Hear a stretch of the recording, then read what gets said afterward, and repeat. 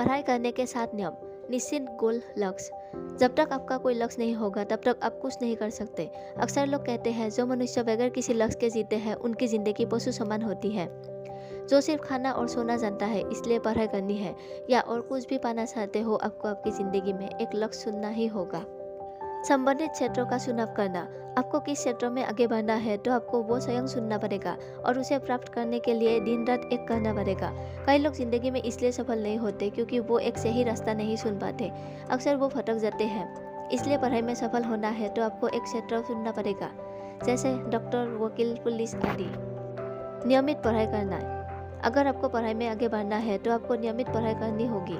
आपको अपने पूरे दिन का एक ब्यौरा तैयार करना होगा कि आपको कितने घंटे रोज पढ़ने हैं, और उसी अनुसार अगर आप पढ़ाई करते हो तो निश्चिंत ही आपके सफलता के बीच कोई नहीं आ सकता।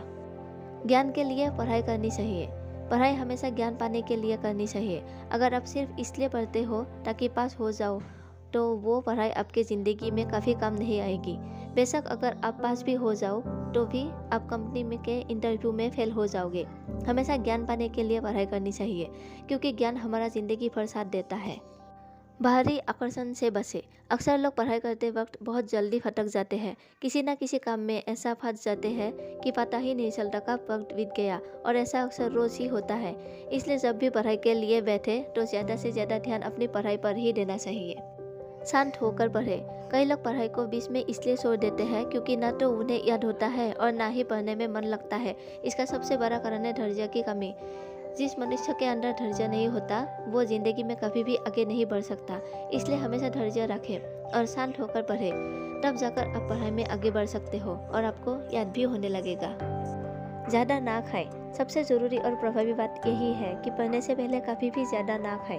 मनुष्य का सबसे बड़ा शत्रु उसका पेट ही है, जहाँ समस्त राक्षस विद्यमान है, जैसे क्रोध, आलस, काम, लोभ और मोह, और ये सब आपके भोजन पर निर्भर करते हैं। इसलिए मनुष्य को आधे पेट ही भोजन करना चाहिए। इससे सिर्फ पढ़ने में ही नहीं अपितु और भी कई ज़रूरी काम में आपका मन लगेगा। आई होप ये वीडियो आपको अच्छी लगी हो। अगर आपको ये वीडियो अच्छी लगी हो तो इस वीडियो को अपने दोस्तों के साथ ज़रूर शेयर करें। धन्यवाद।